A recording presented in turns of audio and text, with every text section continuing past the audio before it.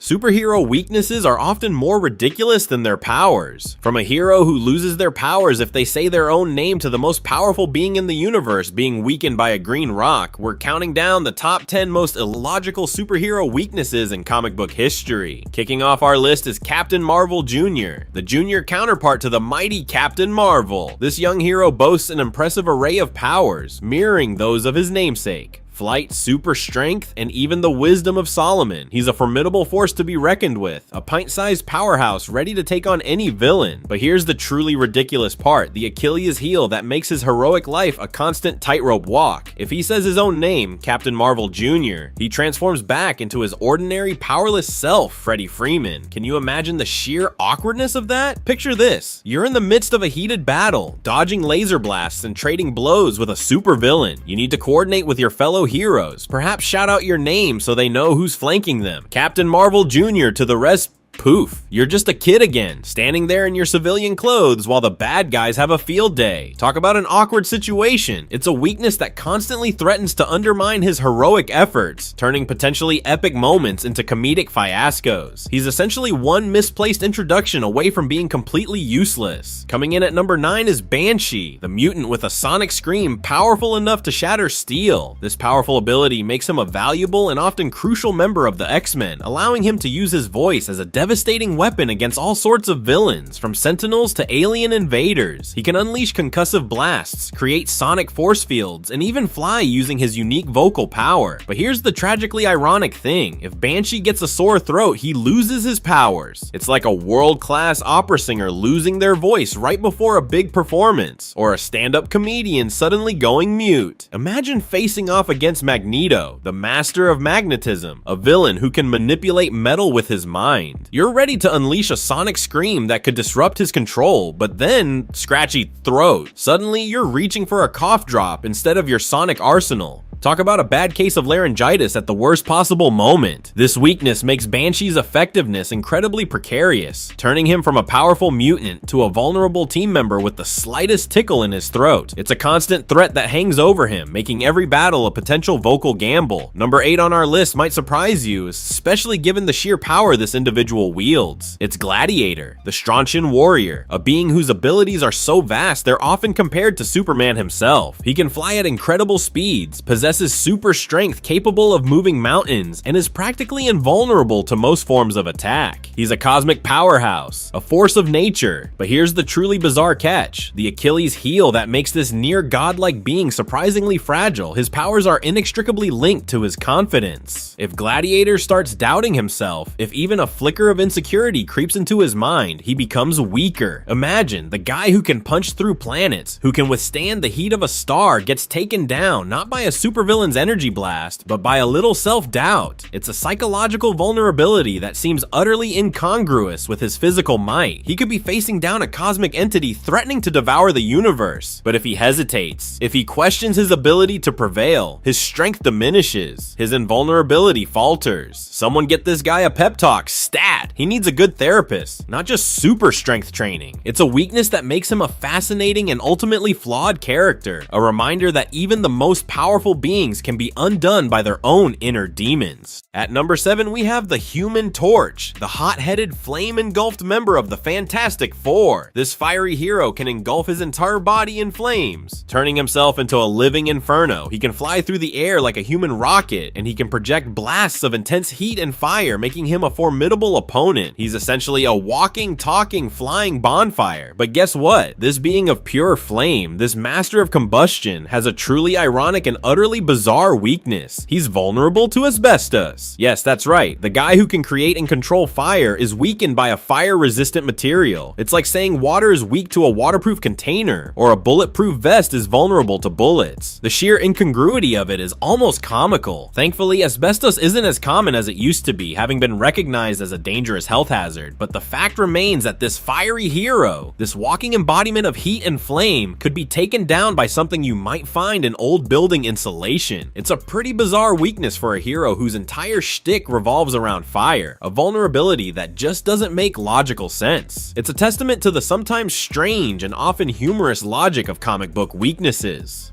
Landing at number 6 is the man without fear, Daredevil. Blinded as a kid, Matt Murdock developed super senses that let him see using sound. But here's the kicker. Loud noises can completely overwhelm his senses and incapacitate him. Imagine, the guy who takes down ninjas and mob bosses gets taken out by a car alarm. And it's not just sounds that can take him down. Strong smells can also overload his senses. Talk about a sensory overload. It's worth noting that this weakness isn't always consistently applied. In some versions, like the Ben Affleck movie, rain actually enhances his radar sense. But in others, it's a major vulnerability. Coming in at number 5 is the king of Atlantis, Aquaman. He can breathe underwater, talk to fish, and swim at super speed. But take him out of the water for an hour, and he's basically a fish out of water. Seriously, the dude who commands the ocean loses his powers from dehydration? It's like saying a bird can't fly without a nest. This weakness really limits his effectiveness as a hero, especially when you consider that most of the world is covered in water, but most of the crime fighting happens on land. Someone get this man a bottle of water, stat! Number 4 on our list is a bit controversial. It's Wonder Woman, the Amazonian warrior princess. Now this weakness is thankfully a relic of the past, but it's too weird not to mention. In her early days, Wonder Woman would lose all her powers if a man tied her bracelets together. Yeah, you heard that right. Bondage was her kryptonite. This weakness was linked to her creator's interest in the practice, and it played into some pretty outdated gender stereotypes. Thankfully, DC Comics realized how ridiculous and offensive this was and got rid of it. At number 3, we have Green Lantern, the wielder of the most powerful weapon in the universe. But guess what? For a long time, his ring was useless against the color yellow. And even worse, the original Green Lantern, Alan Scott, was weak to wood. A being with the power to create anything he can imagine can be defeated by a banana or a tree branch? That's just bananas. The weakness to yellow was eventually explained as a representation of fear, which is interesting when you consider the psychology of color. Yellow is often associated with happiness and optimism, but it can also represent anxiety and cowardice. Zooming into number 2 is the fastest man alive, the Flash. He can run faster than the speed of light, travel through time, and even vibrate through walls. But here's the catch. In some older comics, if he ran too fast, he could die. It's like saying a car is too fast for its own good. However, this weakness isn't consistently applied anymore. The Flash has become so fast that he's basically outrun his own mortality. Still, it's a pretty ridiculous concept when you think about it.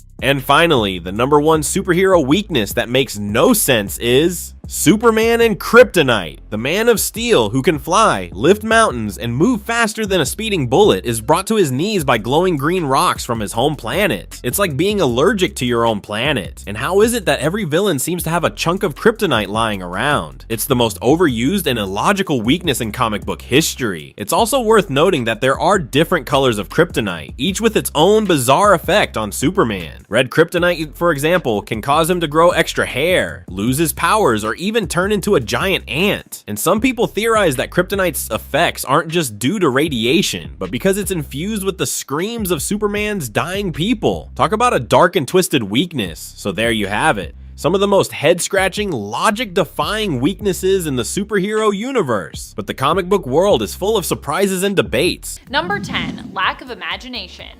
Bobby is actually one of the most powerful mutants in the Marvel Universe, and yet people might not always think of him first when it comes to some of the most powerful mutants around. This could be because what often holds Robert Drake back is his own imagination. It turns out Iceman has actually been capable of accomplishing insane feats with his powers, which we've only begun to see in more recent years. He can create sentient ice golems and change not only his own form from ice to water, but others as well. So what has prevented him from doing this in the past? Apparently his lack of imagining that he could. This fact also makes me wonder if this is true for other mutants apart from Bobby. Could all mutants be a lot stronger if they were just a little bit more creative? And friends, before we move on to our next spot on this list, if you love what we do here at Top 10 Nerd, be sure to show us you love us by clicking that subscribe button, and don't forget to turn on that bell notification so you don't miss out on any nerdy content. Number 9, drying out. I'm so glad this is no longer a weakness. For a while there, Aquaman had to be submerged in water periodically, otherwise he would literally dry out. He would also get weaker the longer he was away from water, and of course could even die if he was permanently kept out of water for long enough. And I believe this started affecting him after like an hour of being out of water. Not a lot of time. Number 8, bug spray.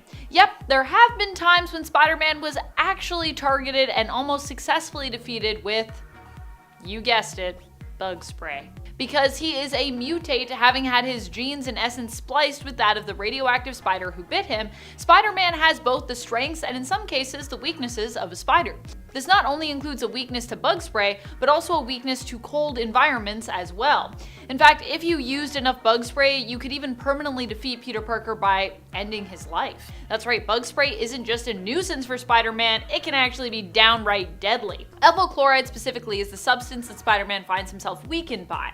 When exposed to the substance, it weakens Spider-Man, draining him of his powers and threatening his very life. Number 7, yellow. The color yellow has to be up there as one of the weirdest weaknesses that we have in comics. For a good long while, this was a weakness shared by all Green Lanterns, especially odd when you consider just how powerful Green Lanterns are considered to be. So why were they weakened by a color? Well, while definitely silly on paper, it actually has to do with the rich history of Green Lantern lore. Green Lantern's opposing emotional color, you see, was yellow, which represents fear in the world of the cosmic emotional spectrum. Because green represents willpower, of course, the only thing that could undermine their abilities would be the emotion of fear. This was also inherently built into the Lanterns, as well as the physical manifestation of fear. Parallax was trapped within the Green Lantern power battery, making this, in essence, a built-in weakness. One that would also serve to consume Hal Jordan, who would ultimately become corrupted by fear and then later be possessed by Parallax as a result. Number 6, hold your breath. This was once a weakness that ruled over Kitty Pryde, aka Catherine or Kate Pryde's mutant powers. Initially, Kate could only phase so long as she was holding her breath, which prevented her from phasing indefinitely. However, as time went on, Kate would learn how to manipulate the air in her lungs, which meant that she was eventually free from this weakness, making her a lot more OP today than she once was. Although in my heart, Kate has always been OP, even when she had to hold her breath. Number 5, wood. Does this weakness sound ridiculous to you? Because it certainly does to me.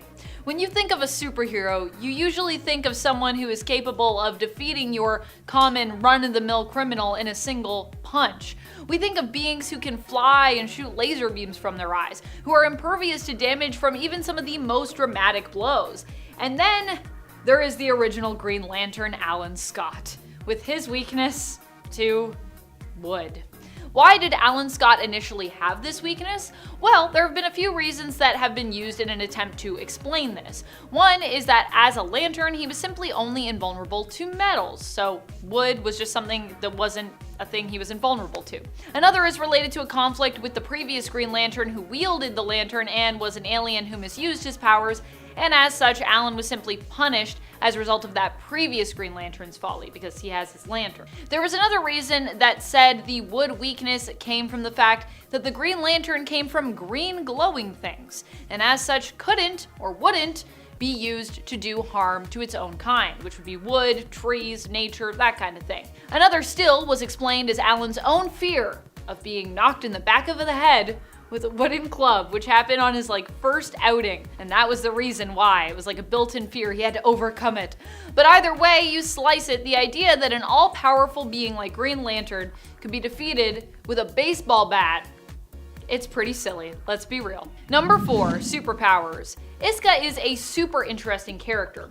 On one hand, she is extremely powerful and can never lose. She can even potentially have her power utilized to manipulate the stakes of other competitions that she is pulled into. However, this also implies that there are times when she has zero control over her powers, in the sense that she cannot influence the result of an unbalanced battle, or that she can be used to give someone else, a rival or even an enemy, the upper hand by including her in a wager or a fight. Her powers force whatever side she is on to become victorious, regardless of whether or not she even wants that to happen. This has meant that Isca has been forced to turn her back on her own people, the mutants of Arakko, more than once. She has also had to fight against family, colleagues, and friends before as a result.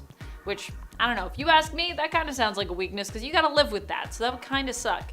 You always win, but at what cost? Number 3, organic materials. Power Girl probably has one of the weirdest weaknesses around in comics. Despite being a Kryptonian, and sometimes an Atlantean, depending on the time period and version of the character we're talking about, who is on the level of Superman when it comes to her powers and her strength, she can easily be harmed simply if you use organic materials to hurt her. You know that saying about sticks and stones may break your bones? Well, for Power Girl, despite having super durability, this is actually true. Sticks and stones could break her bones, but industrial steel probably wouldn't for some reason. Fortunately, Kara no longer has this weakness anymore, but for an embarrassing little while in the 90s, she did, so. Number 2, power inhibitors. Remy LeBeau often seems to be considered an underrated X-Men. He can create massive explosions using kinetic energy, which he focuses on an object that is charged by his touch and explodes. Typically prefers playing cards just because they're fast to charge, but he could charge really big stuff if he wanted to. He also has great control over his powers, but there is something you might have noticed in the comics when it comes to his power set. He never seems to charge people or any organic life forms. What's up with that? For many, they might just think that Gambit chooses not to because, well, he's ultimately a hero, although this rule isn't always consistently applied, as sometimes writers do forget about it. But if you were wondering why, for the most part, Gambit can't charge living beings, it's actually because of Mr. Sinister. Gambit made a deal with Sinister to operate on his brain in order to help him control his powers more, while also limiting them so that he doesn't basically go haywire and kill everyone he loves. This means his own weakness in regard to the use of his abilities is actually kinda self-imposed. Number 1, Red Kryptonite. Red Kryptonite has to be one of the goofiest weaknesses to have ever existed in all of comic book history. I know that's a bold statement to some, but I honestly stand by it. Why is Red Kryptonite so dumb? Well, because it's completely unpredictable. It's like chaos incarnate when it comes to Superman weaknesses. This is because it was stated that each piece of Red Kryptonite had different effects. In fact, it was also suggested that after 24 to 48 hours of a particular effect taking hold, it would subside. But if exposed to the same piece of Red Kryptonite again, a Kryptonian would become victim to a whole different side effect for some reason. But then it has also been stated that once a Kryptonian is affected by a piece of Red Kryptonite, that whole piece is rendered powerless and can't be used against them ever again. Basically, Red Kryptonite is a bundle of contradictions, mainly used as a plot device to do whatever the writer needs to do to Superman for their story. List of side effects includes, but are not limited to, power loss, turning evil, excessive hair growth, blindness to all things green, insanity, and turning into a dragon. Number 10, his own hubris. In the 2000 Spider-Man films, we saw Norman Osborn meet his end in the stupidest of ways. For a villain that even in the film franchise is supposed to be a genius and a master manipulator, this was honestly, I gotta be real with you, a pretty dumb move. He and Spider-Man are having a standoff and he comes up with the brilliant idea mid-fight to finish off Spider-Man by impaling him with his glider. Norman, please. You would think this would be a brilliant plan, except for the part where it's, well, not. You see, the problem is that Green Goblin is just behind Spider-Man, meaning that the glider would impale him too. This becomes more of an issue when he goes for it and Spider-Man, possessing, Spidey sense and being pretty quick to react to an attack, just jumps out of the way, leaving Green Goblin in the way of his own glider and resulting in him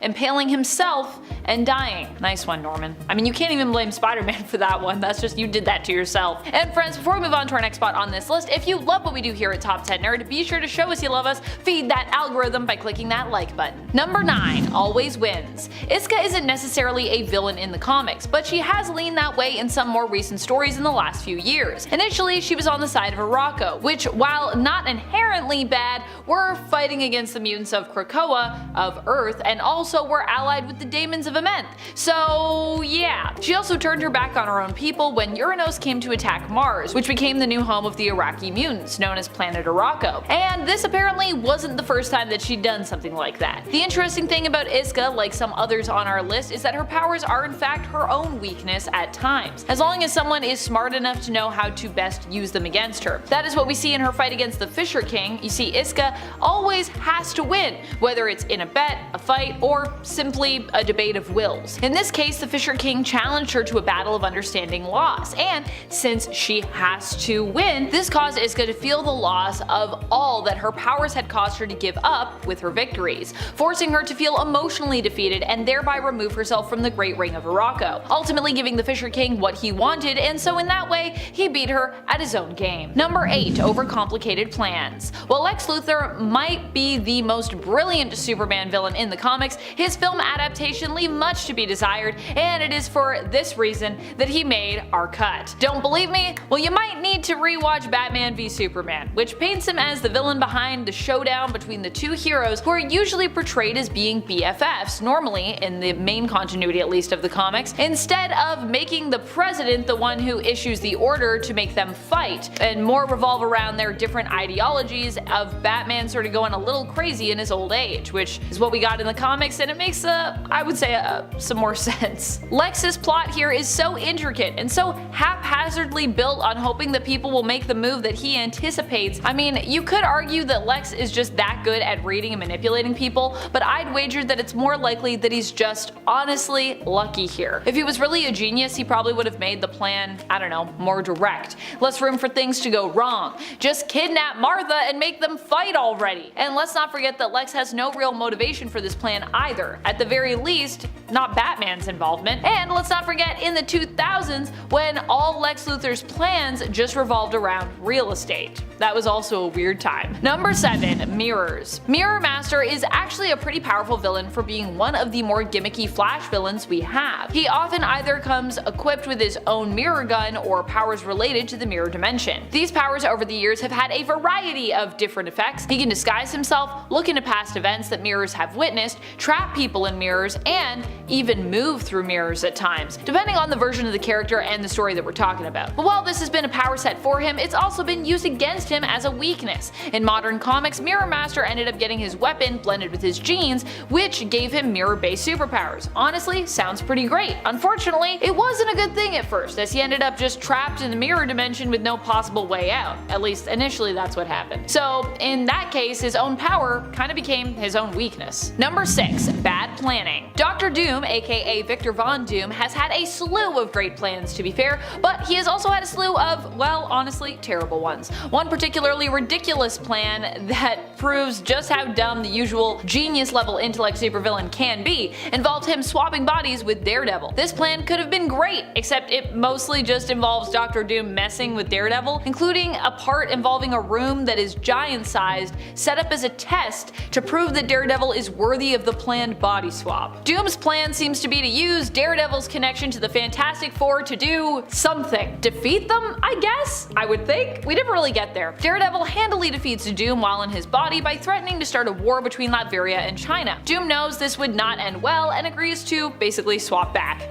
Oh, and apparently Dr. Doom also doesn't seem to notice that Daredevil is blind even when he's in his body. So I guess because he has his superpowers, I don't know. Number 5. Self-imposed restrictions. So Mr. Mxyzptlk is just honestly such a weird character in general. I mean, he's an imp from the 5th dimension who basically has limitless power, but mostly uses said powers to just taunt and tease superheroes that honestly he kinda admires. He's less a villain and more just like an over-enthusiastic, overpowered fanboy. When you consider this, his weakness actually kinda makes sense since, you know, he is so ridiculous of a character. But on the other hand, when you consider how insanely powerful Mr. Mxyzptlk is, his weakness seems pretty insanely easy to exploit. He really only has one weakness, which is if you get him to say or spell his name, Mr. Mxyzptlk, backwards, then he will be forced to leave Earth for 90 days minimum, and all of the effects of his magic will immediately fade. Even stranger is the fact that Mr. Mxyzptlk actually chose this as his own weakness, as he is the one who apparently limits his own powers. So he was like, I gotta choose a limit, I'm gonna go with this one. It's very strange,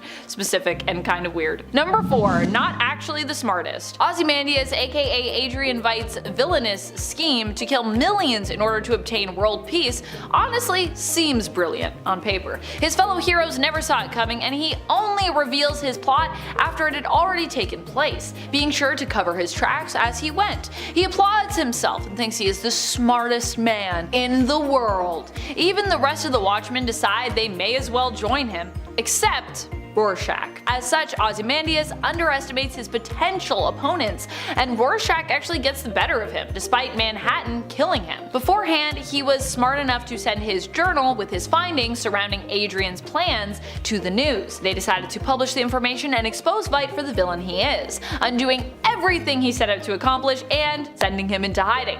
So while he may claim to be the smartest man on Earth, Rorschach still seems to somehow have outsmarted him. Number 3. Illusions that aren't solid. Mastermind can create powerful illusions, ones that feel, smell, sound, taste, and look completely real. For example, if he creates a wall, it will feel like a wall. But if you can overcome how convincing the illusion seems mentally, if you just decide to run through that wall, I mean, it isn't actually there, so it's not a solid construct. And his illusions can only exist as long as you actually believe them to be true. They require you to believe, so once you shatter one of his illusions, basically all the others will just come tumbling down after.